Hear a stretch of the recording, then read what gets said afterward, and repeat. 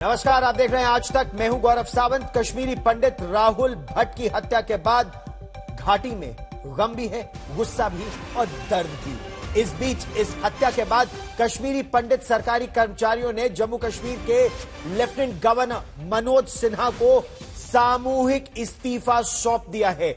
लगभग 350 से ज्यादा कश्मीरी पंडित सरकारी कर्मचारी हैं जिनके दस्तखत इस पत्र पर है जो इस समय आप अपने टेलीविजन स्क्रीन पर देख रहे हैं।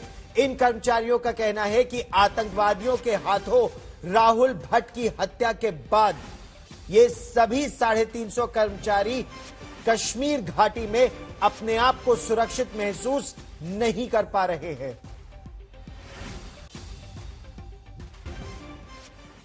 और कश्मीर घाटी पिछले 24 घंटों में 2 हत्याओं से दहल उठी है। कल आतंकवादियों ने राहुल भट्ट नाम के कश्मीरी पंडित की हत्या कर दी थी। आज आतंकवादियों ने जम्मू कश्मीर पुलिस के कांस्टेबल रियाज अहमद ठोकर को गोली मारकर शहीद कर दिया। यह घटना घाटी के पुलवामा के गदूरा इलाके में हुई है। वहीं एक बार फिर आतंकवादियों ने टारगेटेड किलिंग के तहत कश्मीरी पंडित राहुल भट्ट की भी हत्या कर उन्हें शहीद कर दिया। आज जम्मू में राहुल भट्ट का अंतिम संस्कार किया गया।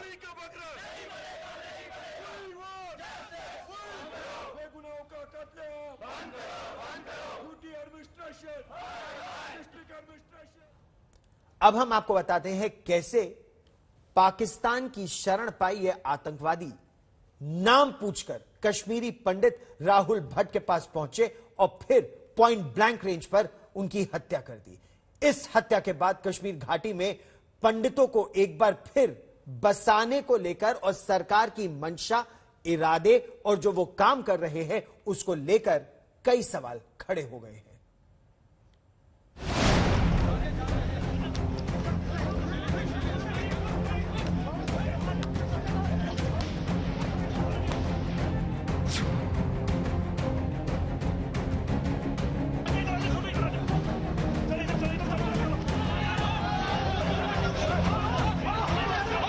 बड़गाम में जो पुलिसिया इंतजाम राहुल भट्ट को आतंकवादियों की गोली से बचाने में नाकाम रहा। उसने राहुल की मौत के बाद अपनी मांगों को लेकर प्रदर्शन कर रहे कश्मीरी पंडितों को रोकने में पूरी ताकत झोंक दी।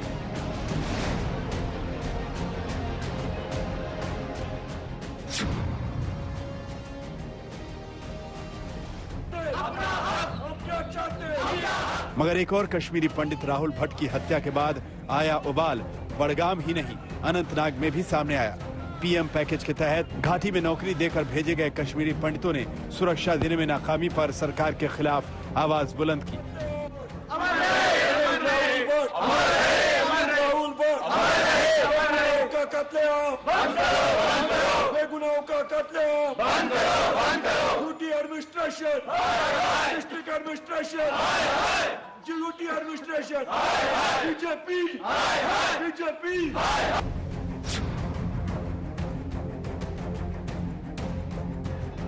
स्थानीय लोगों ने बड़गाम में आतंकवादियों की गोली से जान गंवाने वाले कश्मीरी पंडित राहुल भट्ट की हत्या के खिलाफ अपना गुस्सा जाहिर किया।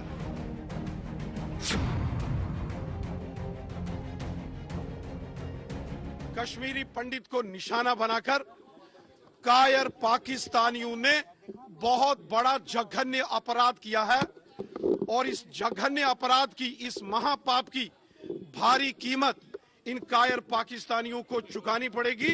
जमीन के पाताल से निकाल कर इनको मौत के घाट उतारा जाएगा। ये अक्षम्य पाप है, इसको क्षमा नहीं किया जा सकता। प्रदेश बीजेपी अध्यक्ष रविंद्र रैना ने आतंकवादियों के खिलाफ हुंकार भरी तो राहुल भट्ट के करीबियों का गुस्सा उनकी और उनकी पार्टी के खिलाफ जमकर फूटा। वर्ड्स ही नहीं, मैं कैसे इसको एक्सप्रेस करूं कि अपनी भाई की डेथ और उसकी आग चिता को देख रहा हूं, जो एक अपनी मातृभूमि में सर्विस कर रहा था। अगर ये अपनी नौकरी के लिए वहाँ उन्हीं के लिए जॉब कर रहा था, उसका क्या कसूर था? मैं गवर्नमेंट ऑफ इंडिया से यही बात पूछना चाहता हूँ। हम चाहते हैं कि हम वापस जाए, मगर किन हालातों में? लेकिन मैं एक चीज कहता हूँ, गवर्नमेंट को एक कर्फ्यू लगा के कम भी ऑपरेशन करना चाहिए। जो उग्रवादी है उनको वहाँ से बाहर निकालना चाहिए। ये कह देना 2 मारे 4 मारे, उससे क्या है? जाहिर सी बात है, सरकार के तमाम इंतजामों के बावजूद कश्मीर घाटी में पंडितों की टारगेट किलिंग बंद नहीं हो रही। राहुल भट्ट की हत्या के तौर तरीके एक बार फिर 1990 के उस दौर की याद दिलाते हैं जब कश्मीरी पंडितों को चुन चुन कर निशाना बनाया गया था। राहुल भट्ट बड़गाम के चदूरा में राजस्व विभाग में नौकरी कर रहे थे। इस दफ्तर में करीब 30 लोग काम करते हैं। परिजनों और करीबियों के मुताबिक गुरुवार को 3 लोग दफ्तर में दाखिल हुए। उन्होंने राहुल भट्ट के बारे में पूछा, फिर वो राहुल भट्ट के पास पहुंचे। राहुल अपनी कुर्सी पर बैठे हुए थे। उनसे नाम पूछा और फिर पिस्तौल से उन्हें गोली मार दी। हथियारबंद आतंकी फरार हो गए। राहुल भट्ट को फौरन श्रीनगर के SMHS अस्पताल में भर्ती कराया गया, जहां उनकी मौत हो गई। हमले की जिम्मेदारी कश्मीर टाइगर्स ने ली है। सुरक्षा नहीं थी वहाँ, कोई कुछ भी नहीं। SDM ऑफिस साथ है, कोई एक गार्ड नहीं था बाहर जो चेक करता। इनके पास रिवॉल्वर थी। 3 बंदे थे, क्या सुनने में आया 3 बंदे थे। 3 बंदों के पीछे पूछा राहुल भट्ट कौन है। अच्छा, नाम पूछ के गोली शूट किया। उस अपनी चेयर पे बैठा था, अपनी ही चेयर पे शूट किया। उसको भैया हिलने का भी मौका नहीं दिया। उसके पास लोग बहुत आते थे। राहुल पर जब हमला हुआ उस वक्त उनकी पत्नी मीनाक्षी और उनकी 6 साल की बेटी गुनगुन बड़गाम में ही कश्मीरी हिंदुओं के लिए सरकार की ओर से बनाए गए क्वार्टर में रह रही थी। गुनगुन दूसरी क्लास में पढ़ती है। 8 साल पहले राहुल की शादी हुई थी। उनकी हत्या की खबर मिलते ही उनके भाई और रिश्तेदार बड़गाम पहुंचे और उनका पार्थिव शरीर लेकर जम्मू आए। जम्मू में उनकी मां उषा भट्ट बेहाल है, वहीं उनके पिता गहरे सदमे में है। क्या बोल सकते हैं हम? हमारा घर ही खत्म हो गया, खानदान ही खत्म हो गया। अब क्या बोले हम? ये तो सब वही पोजीशन है। 90 में तो हम जान बचाकर आ गए थे यहाँ, लेकिन गलती की, चलो दोबारा भेज दिया। आपको लगता है गलती की आपने दोबारा उन्हें वहाँ? बहुत बड़ी गलती की जो हम अपने बच्चों को वहाँ भेज गए और वहाँ लाशें आ गई। राहुल भट्ट का परिवार 1990 में कश्मीर छोड़कर जम्मू में बस गया था। साल 2011 में राहुल को PM स्पेशल एम्प्लॉयमेंट पैकेज के तहत नौकरी मिल गई। इसी साल वो कश्मीर आ गए और तब से कश्मीर में अलग अलग जगहों पर उनकी तैनाती थी। मगर आतंकवादियों के हाथों बेरहमी से हुए उनके कत्ल ने कश्मीर घाटी में तैनात कश्मीरी पंडितों के भरोसे को हिलाकर रख दिया है। डिमांड है कि हम यहाँ पे अनमोल सर्व नहीं करना चाहते हैं और हम लोग सब ट्रांसफर होना चाहते हैं जम्मू वैली। अगर वो हो सकता है तो वेल एंड गुड, अगर नहीं हो सकता है तो हमारा मास रेजिग्नेशन एक्सेप्ट किया जाए। ऐसे बयान 1990 के दौर की याद दिलाते हैं जब चुन चुन कर कश्मीरी पंडितों की हत्या हजारों लोगों को घाटी छोड़ने पर मजबूर किया गया था। मगर अगस्त 2019 में अनुच्छेद 370 हटाए जाने के बाद जम्मू कश्मीर को 2 केंद्र शासित प्रदेशों में बांट दिया गया। घाटी में आतंकवाद के खिलाफ सेना की मुहिम तेज हुई और कश्मीरी पंडितों को सुरक्षा देने के दावे किए गए। मगर एक के बाद एक कश्मीरी पंडितों की हत्या दिखाती है कि प्रशासन इस चुनौती पर खरा नहीं उतर पाया है। श्रीनगर से अशरफ वानी के साथ सुनील जी भट्ट, जम्मू, आज तक।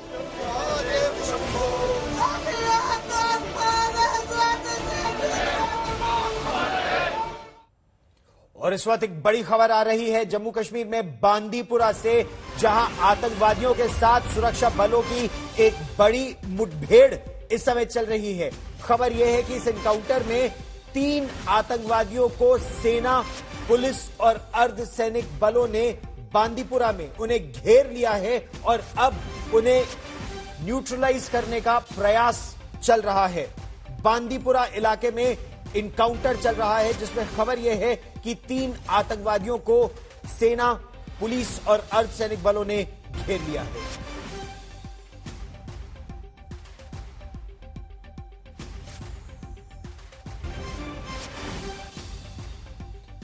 आतंकवादियों को न्यूट्रलाइज करना बहुत जरूरी है, लेकिन उतना ही जरूरी यह है जो लोग आतंकवादियों को शरण देते हैं, पैसा देते हैं, हथियार देते हैं, उनके खिलाफ भी कड़ी कार्रवाई होनी चाहिए। राहुल भट्ट को आतंकवादियों ने मारा, उसी तरह SPO रियाज अहमद ठोकर की हत्या भी खबर यह आ रही है। सूत्र यह बता रहे हैं, बड़ा खुलासा किया है कि यह लश्कर-ए-तैयबा ने, पाकिस्तान में बैठा एक आतंकी संगठन लश्कर-ए-तैयबा के हिट एंड रन टीम की ये करतूत है, उनकी ये कारस्तानी है। दोनों ही हत्याओं में कार्रवाई का तरीका लगभग एक जैसा है। जिस कश्मीर टाइगर्स ने इसकी जिम्मेदारी ली है, ये कश्मीर टाइगर्स तो केवल एक डिसेप्शन है, छद्म नाम है लश्कर-ए-तैयबा के आतंकवादियों के एक गुट का। दरअसल लश्कर-ए-तैयबा ही गुमराह युवकों की मदद से इस तरह की हत्याएं करा रहा है। यह हाइब्रिड ग्रुप है टेररिस्ट का। कुछ और काम करते हैं दिन भर, फिर उन्हें हथियार थमाया जाता है, जाके हत्या करते हैं, हथियार लौटाते हैं और रोजमर्रा का जीवन फिर शुरू कर देते हैं। इस तरह का अंदेशा, इस तरह की आशंका अभी इस समय सुरक्षा बलों को है।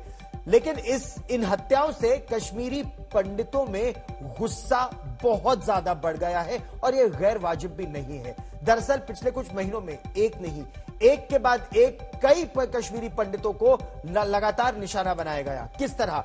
7 अक्टूबर 2021 को देखिए, प्रिंसिपल सतिंदर और दीपक चंद नाम के एक अध्यापक को आतंकवादियों ने, एक बार फिर यह टारगेटेड किलिंग थी, आतंकवादियों ने इनको निशाना बनाया। सतिंदर कौर सिख थी जबकि दीपक चंद कश्मीरी पंडित थे।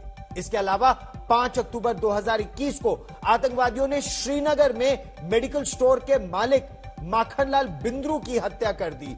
इससे पहले कांस्टेबल बंटू शर्मा, और अगर मैं आपको उससे भी और पहले ले जाऊं तो 8 जून 2020 को सरपंच अजय पंडिता की आतंकवादियों ने गोली मारकर हत्या कर दी। और यह बहुत बड़ी चिंता की बात है।